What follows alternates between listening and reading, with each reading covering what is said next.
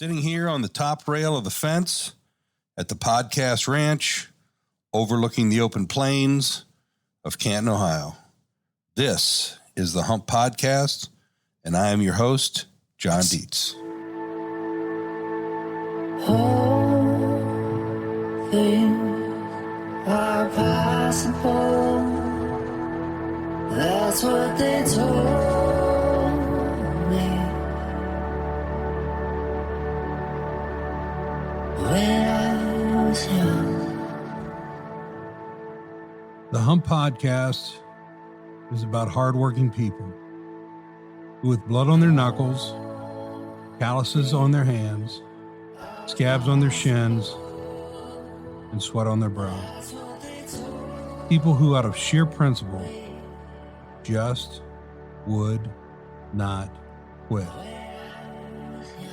And by continued, tenacious hard work, found themselves in positions that could make a difference in someone else's life as well as their own, just from being hard working class humps. Humility, love, and genuine respect for all in perpetuity.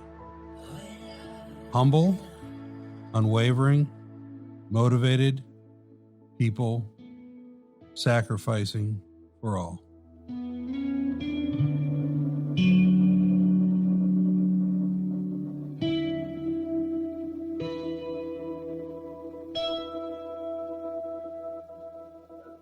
Perfect.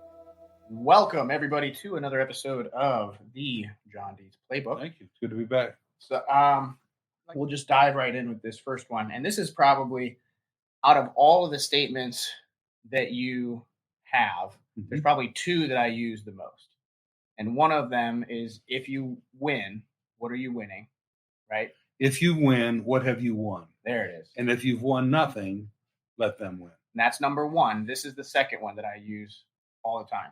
And this one is, work will win when wishing won't. Right. So why don't we just dive right into that one?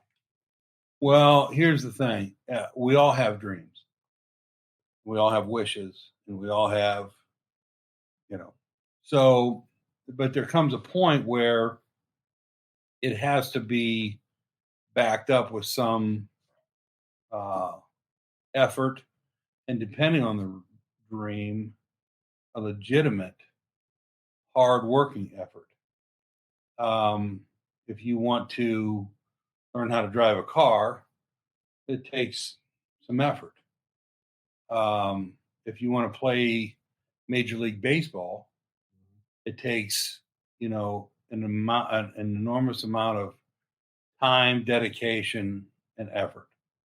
So, like I said, we all wanted to be an actor or an author or whatever, pilot, and you dream and you wish, but it's the hard work, consistent, that will actually make these dreams come true. And the other thing about that is, oftentimes, there's a tremendous lesson in failure. You don't win a lot. You don't learn a lot from winning, but you normally learn a lot from failure. And on your path to success of this dream, whatever it is, oftentimes you get scuffed up along the way. And it's just a matter of how many times you can continue to get up, dust your pants off, and move forward. And then end up off track, only to back up, dust your pants off, and move forward again. So work will win when wishing won't. And I think that one of the biggest things that I'm trying to do right now is, I'm trying to talk to all these different small business owners and kind of go around the city, and whether it's live streaming to try to highlight a new location, or it's trying to take pictures of different places and post them so that people know about businesses that are reopening and everything like that. I think that it's really easy to potentially slip into a valley or into some type of crevice that you get stuck in, just wishing that things were not happening. You know, whether it's the COVID or it's any of the other factors that are playing into the world right now, you can wish as much as you would like that it would go back. I hear that a lot. I wish that there were things that we could go back before March when the pandemic really hit Right. the U.S. And I look at those people and I ask them, where would we be right now? You know, there's no way that you can predict what would have happened if the pandemic hadn't happened. I compare it really lightly, right? Because obviously this is a massive scale. We're talking about a global pandemic, but being stuck at a red light on your way to work for way longer than you think you should have been, or being stuck in traffic, you know. And then the classic example that my grandmother always used to use with me is that there was a reason why you were stuck at that Right. red light.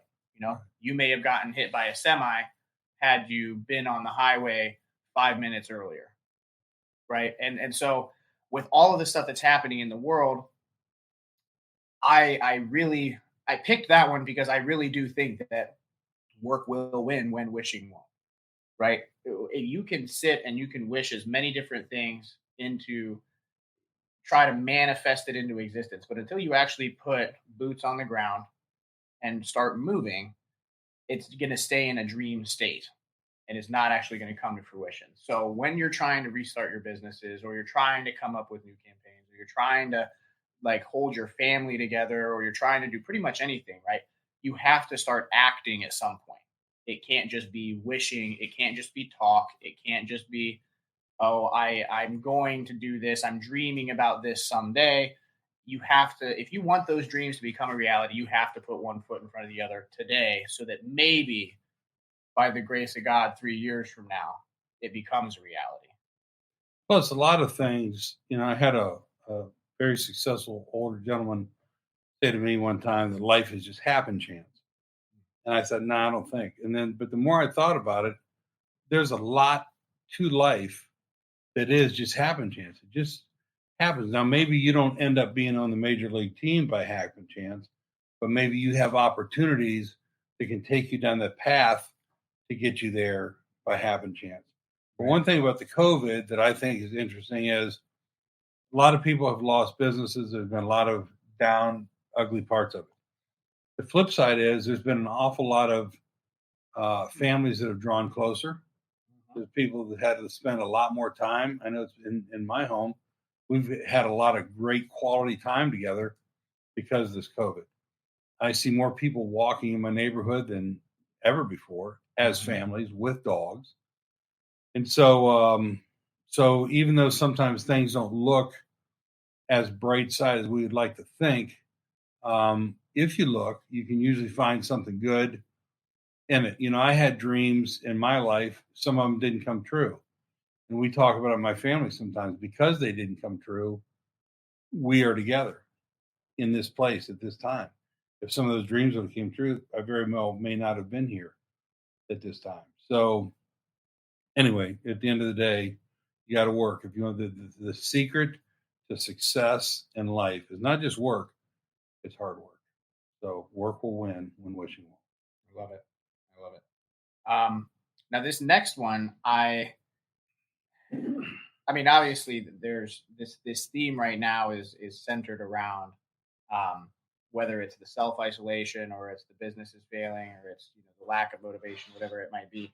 I find this next statement, some people look at as a curse and other people look at as a blessing. Okay. I, for one, tend to take the side of looking at this as a blessing, but it's probably because I'm a pseudo extrovert, as what I like to say, right? I can flip that switch on, but at the end of the day, and Sam knows better than pretty much anybody that when I get that face, it's just time to leave him alone. You know, I need my book, I need my recliner, and nobody talks to me. Like that is my me time. And so this next statement is, we all only get 3 to 5 friends.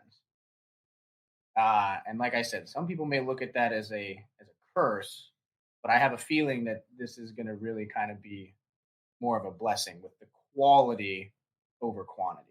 Yeah. Well, it's number one, it's just reality. I got that from a mentor and a dear friend in my life.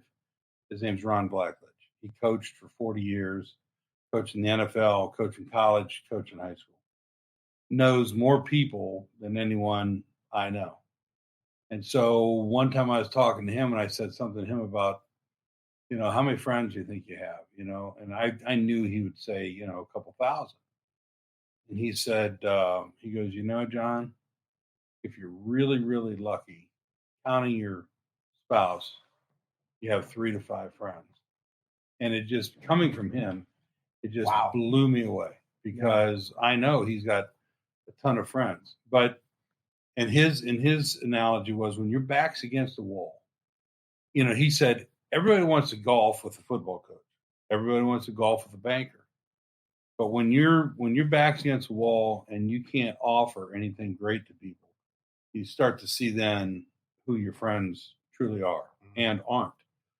And so if you're lucky, you have, 3 to 5 friends. And when I look at my life, that's not too far from being accurate in my life. Because it's just, and we all know a lot of people. We all have a lot of friendly acquaintances, but there's very few of us that have more friends, close friends, than that. And so that was a great lesson in life. It was a great thing for me to come to realize as a young man, because you see things on TV and now social media, everybody's going to have friends, everybody's going to have all that kind of stuff. And it's like, and that just isn't reality. And I use this, please let me make this clear, as a metaphor only. But a friend will help you move. A true friend will help you move a body. And if you think about that, there's not many of those in your life. And so, when you call up and they're like, I don't want to know who's in the trunk. I don't know what happened. Right. Just where are we burying it? Right. Yeah. And it's just, and there's just not many of those. So, so you have to just realize as you're going through life, when you look around, if you have 3 to 5, you're really fortunate because a lot of people don't even have that. If you have more than that, then good for you. But if you have 3 to 5, you're really 3 to 5 people that don't want you for anything except for just to be your friend. I'll tell you what, I've got a couple of shovels in the barn. If we ever do need to drop one, and I got a good couple of spots. I won't tell the audience. They don't need to know where the spots are. Just as well. Right. Plausible deniability for all of you guys. Now, I use the same analogy when I think of the 3 to 5 people, right? Because I always say that people come in tiers, right? You have like the acquaintance level, and you have the friendship level, and then you have that 3 to 5 level. And I really, truly only do, outside of family, have one hand worth of people that I could call at 3 o'clock in the morning with a dead guy in the trunk, and they wouldn't ask any questions. Before I get into the second half of what I've got to throw at that, if you're watching this right now and you're enjoying what is happening on the Deitz Playbook, go ahead and hit, like I said at the beginning, right down in the right-hand corner of your screen, there should be a little share button. Click share, click start a watch party so that we can get more and more people to get some of this wealth of wisdom that we're offering here at the Apex Communications Network. And thank you all for tuning in if you are already here. If you are enjoying some of these types of statements, go ahead and submit some stories of your own. As we're telling our stories, go ahead and you can email them to info@chasetheapex.com, or go ahead and drop them right in the messages and Sam can pull them up on the screen as he's producing the show. So we have those tiers of human. And my biggest thing is that you can have a lot of acquaintances, right? There are a lot of people that need to be not kept at a distance. That's the wrong word, but they have a purpose in your life, and they know that, you know that. It's a networking thing. You're friendly, and you consider yourself acquaintances. This is people that are like, a friend of a friend or somebody that you met once or twice. What I find really aggravating is when people treat that acquaintance level like they're strangers. There's a difference between a complete stranger and an acquaintance. When you have that person, you should take the time to get to know things about them. You can't just be completely shut off all the time. A lot of the people that I interact with, I say, hey, they're surprised when I remember their daughter just had a birthday party, or they're thrilled when I remember that they told me one time that their favorite drink was an Acres Old Fashioned. But you remember those small details about people, and that's what really creates that community, right? And then you get from that acquaintance level, and those people are not people that you necessarily hang out with all the time and whatever else, but you get to that friendship level, and these are people that are in your life, and they're there for you consistently. They're not these diehards, but they're closer than just the acquaintance. They hang out at birthday parties with you. They come to family events, maybe. They're consistently at your bonfires or whatever else. But if it were to come down to it, they're going to take care of themselves before they take care of you. Now, that next echelon, that final 3 to 5 people, it's okay to only have those 3 to 5. As John kind of said, that's really reality, and the thing is that it takes a lot of emotional energy to be that transparent with people. So 3 to 5 people that know everything about you, that's already a lot of emotional energy that you're pouring into that. I can't even imagine having 1,000 people know everything about me that those 3 to 5 people do. And I also know things about those 3 to 5 people that I'm going to take to the grave with me. So I can't imagine dealing with the weight of all of those thousands of people. And I think that's where social media can kind of get dangerous a little bit. Yeah. However, you got to remember, like I tell my kids, you got to meet 1,000 people before you find that one that fits the template of what kind of person you want in your life. Once you find that person, nurture that relationship, invest in it, become a good friend to them, and you got to only hope that they become a good friend to you. But it takes legitimate, sincere, humble effort to do that. Then you go through another 1,000 people, and finally the template fits on somebody else, and now you got 2 friends. Now, when you say invest in them, what do you mean by investing in that relationship or that friendship? Caring, knowing when their kids having a birthday party, being there when they find out that they have cancer, being there when they find out that when they want to talk about infidelity, being there when they're having financial issues, and legitimately caring about whatever it is they're going through in their life. You have some things in common. Turns out you both like dirt bikes. Turns out you both like rodeo. Turns out you both like, and then you invest in that and enjoy each other's company. But when it's no different than a marriage. When it's one-sided, they say it's 50-50. It rarely is. But when you're putting in the 90 and they're putting in the 10, probably not that great of a friendship. Right. So, but when they're trying to outgive you and you're trying to outgive them, that usually comes at a pretty nice medium where you go, you know what? Nobody's counting. Listen, you called me last 3 times. I haven't called you at all. Or I've called you 7 times. You haven't called me. Yeah. When you quit counting, when you quit keeping score, and the friendship's just as good if you talk every day or if you talk once a month, it's still solid. But relationships are difficult sometimes and fleeting. And so when you find that person that fits that template, whatever that is, invest in it. Yeah, because time is just going to keep ticking. Time going to keep ticking. And like I always say about time isn't the seconds on the stopwatch.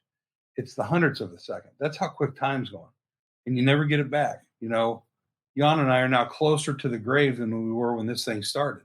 You never get that back. It's one non-renewable resource. And so invest the time in who you want to invest in. It's hard to invest it in 1,000 people. But it's not that. It's a little bit more manageable because you might have a job, you might have a family, you might have other things you have to do than to manage those friends in between there. But if you're going to have friends, be a quality friend and hope that you get a quality friend back. And even so he just said something that I really vibe with, that time is the only true non-renewable resource, right? there's a lot of people that I've had conversations with over COVID that are like, I feel like I can't invest in my friends, or I can't invest in the relationship because of social distancing, or because I have to self isolate, or because of X, Y, and Z. Um, you can buy as many things as you want. You can try to, plan fancy stuff. You can try to be showy and with your friends to try to earn their love, type of thing. Do we know some people that maybe have that type of mentality? Think inside of your head. Maybe you have some friends inside of your friend group that do that kind of stuff. But the thing is that it's crazy because time is free, but it's also the most valuable thing you have. And if you really think about it, with this COVID and everything else like that, some of the best times that I've had when I was self isolating up at Walsh um, was just taking the time to say, "Hey, I'm going to block out half an hour.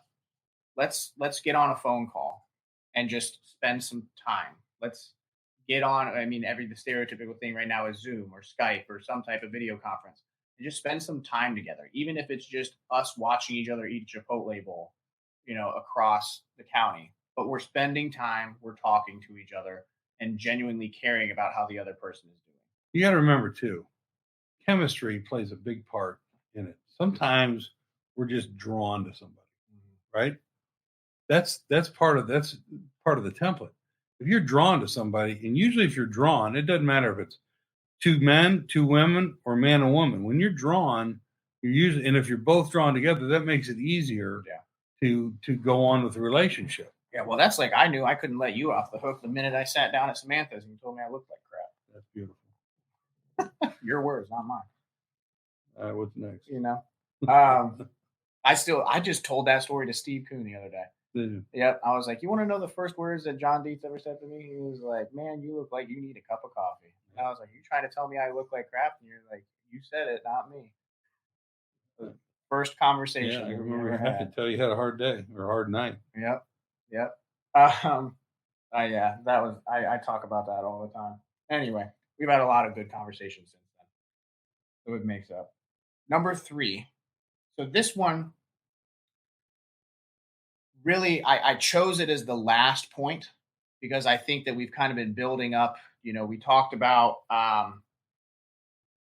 work will win when wishing won't. We talked about your friend group and everything like that. And this one is really internal. And we're coming up kind of on this almost like a precipice, right? We peaked for a little bit. We were kind of plateaued for a little while. Then, now COVID is spiking again, and there's other stuff that's going on, and the political races are going to happen until, November, and there's all this other stuff. So we're kind of back on this rise again, but there's a lot of people that are seeing the light at the end of the tunnel for the first time in months. And this last statement that I wanted to kind of address right at the end of the conversation is the only thing more exhilarating than life is a second chance. Ooh.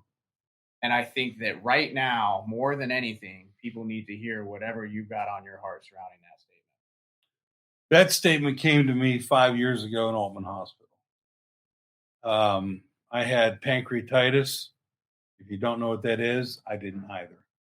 But it's more life-threatening than a heart attack. And I was laying in the hospital, draped over the threshold of death, wondering if I was going to make it or not. And finally started coming out of the woods and feeling like, yeah, I think I'm going to make it. One of the telltale signs is in my family, we like to die on the 22nd of the month. Dad, sister, aunts, it's odd, but it happens quite a bit. And I was laying in the hospital on the 22nd, and I thought, boy, if I can just make it till midnight, I think I'm going to be okay. And by the grace of God, I made it till midnight. And so I have always been really, like an old friend of mine in high school said to me one time, I was always high on life. I've always loved life. Great. Enjoy it. Felt and feel like I'm the richest guy alive because of how much I enjoy my life, my family, my wife, my daughters. And when I realized that I was going to make it, there was a different level of exhilaration. And that's when that saying came to me. The only thing more exhilarating than life is a second chance at it. And whether we know it or not, for some of us, this COVID, when we get over it, whether it was a hoax, whether it's real, whether it's whatever, it has been devastating to a lot of people. And should we come out of the woods on this on the other side, I would hope for everybody it'd be a time of great exhilaration and realizing that, hey, we have another chance to build, or in some cases rebuild our business, build, in some cases rebuild our family. Because as great as this has been for me and my family, there's families that it hasn't been great for. I've heard about people that domestic violence is up and child abuse is up and different things like that, suicides. And so should we come out of this on the other end, that's a good time to just take a look at life and go, you know what? I'm ready to dust off my pants and take another shot at this, knowing that we all, in theory, could have died through this thing. So those of us that survived, you get a second chance at life. And life is literal life. Life is business life. Life is family life. Life is relationship life. But you have a second chance to make something great happen in your life, and don't squander it. Don't act like poor me, anything out. Look at yourself like, hey man, I'm a survivor. Listen, luck doesn't live here. Luck doesn't live here. You have the opportunity to survive or surrender. And when you take the survive part, then you get to walk out of there with your life. Not everybody gets that chance. So survive or surrender. If you survive this, look at it as a blessing and an opportunity to start over again. And away you go. And it'll be, hopefully, if you work instead of wishing, if you work, you build your bar business back up. You build your restaurant business back up. You build your whatever it is. You build your family back up. You do whatever. But if you work at it, all of a sudden you can look back at this and say, hey, you know what? So like me, 5 years ago, I didn't know if I was going to make it or not. But you look back 5 years from now and you go, you know what? This is the best thing that ever happened to me. I'm better, I'm stronger, more financial, more in love, whatever the case is, have more friends. But so that ties back into the work will win. But be exhilarated that you survived this. My thoughts. I know my boxing trainer, Marquise Watkins, for United Boxing Gym, all the time would say, everybody needs punched in the mouth like once every year at a minimum to kind of make sure that they get knocked down a couple of tiers. Glad I know. Right. And so he basically was like, but it's kind of a metaphor for basically that you get to a point where you get too comfortable, and then something comes into your life, makes you feel uncomfortable, and then you grow and you have a newfound appreciation for everything that's around you, whether it's the most simplistic stuff or, sometimes for people like to your example with pancreatitis, at the hospital, I've had patients in the ICUs and stuff like that come back after a perfect example is I took care of a guy that got smashed by a wrecking ball.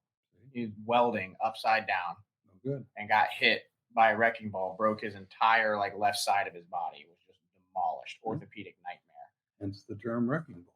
Yeah, got wrecked for sure. Like every bone in his body on that side was just gone. Pins and rods and screws everywhere. And, he came out, he had his little happy button for his pain meds, but bless you, by the way. Yep. But outside of that, he was one of the most positive people I had in the hospital that day.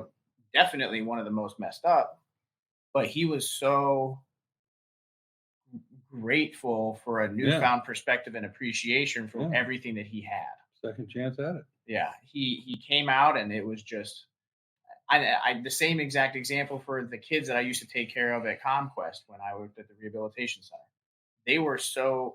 A lot of them were so grateful to just have meals and to not have to worry about getting shot by a rival gang and not have to worry about all of these other things, that they were like, you know what, this really isn't that bad. And then they would come out with this newfound perspective and go back out, and that we won't get into addressing why that system may or may not be broken, but either way, while they were in, at least they came to this new place of newfound perspective. And that's what I'm really hoping, kind of along the same lines that John is saying, with everything coming to it. I mean, it's not over. COVID's not over by far, but as we're kind of coming out, we're finally starting to, I think, get used to it. One thing that the final piece of this kind of wrap up that I wanted to plug in is that COVID and all of the statements surrounding it, all of the things that have happened, the businesses shutting down, all of the family lives that have been affected, like to John's point, the domestic violence rising, or rises in child abuse or sexual assaults or whatever else has happened. All of the craziness in the world, it's almost like boot camp, right? Like when you go down to boot, you start down there, you're thrown into a completely new environment, you're stripped of everything. The world is upside down, and you have no idea what's going on. And one thing that they would say, the drill instructors would say at basic training, was it doesn't get easier, you get better at dealing with it. And with all of the stuff that's going on right now, because I'm using this metaphor, because COVID is far from over, it's not going to get easier necessarily, because of the fact that we're still going to see spikes and all this other kind of stuff in the illness, and there's going to be fluctuations. But you have the choice to either wish that it would go away or work to get better at dealing with it. But that takes purpose, that takes drive, that takes intention. One of the things that you could potentially do is start reading things like I've been talking about, different Marcus Aurelius quotes. Start reading stuff that strengthens the mind. Start surrounding yourself with people that lift you up. Reach out to those friends that you haven't talked to in a while. Have a conversation with somebody that you may have felt like you've been missing out on their life because you've both been so busy. Take the time and use it to your advantage. You're not going to be able to get it back one way or the other. So the way I look at it is, you can either complain about the fact that you're not able to do the things that you were doing prior to, or you can use it to your advantage to do things that you wish you could do that you couldn't do before. As for COVID, don't you find it fascinating that they're struggling to find a vaccine, something you can kill with soap and sanitary hand wash? I find it interesting. Yeah. There's a lot of good studies that came out. I don't know if I've told you this or not, that the company that we work with out in Cali just finished a study with a 97% cure rate. Close enough. Yeah. It's better than 50-50. Yeah. Or whatever the heck else we got going on. Yeah. And with all of the things that are going on with that, one thing that I'll ask is, from the medical perspective, understand that just because a treatment changes doesn't necessarily mean that we didn't know what we were doing prior to. One thing that happens in medicine, and it happens in all areas of life, is that you start with something that you know to treat something. And then as you start to learn more about it, you decide that, okay, this is a better option, and this is an even better option, and this is an even better option. When we were first putting people to sleep, we were just using nitric oxide without dosing protocols, hoping to God people didn't wake up in the middle of a surgery. And at this point, we're so titrated down to the microgram dose on different drugs to keep people asleep. It takes time. All of this stuff that's happening right now, all the treatments, people being intubated, not intubated, getting this type of fluid versus that type of fluid, all of it's in fluctuation, but that's good, because that means the medical community is learning. Don't think that it's because there's a miscommunication or people not talking. It's the medical community learning and growing and getting better at their jobs. So that's the kind of little plug that I'll give there at the end for the medical community. But John, thank you for stopping by. Yeah, you're welcome. As always. I love the fact. So if you haven't realized this yet, John does not prepare for these. Okay. We kind of done that on purpose, right? it's ironic because he doesn't prepare directly, but he spent his entire life preparing for this. It's funny because today you sent me a text and you said, you want to know what the questions are going to be.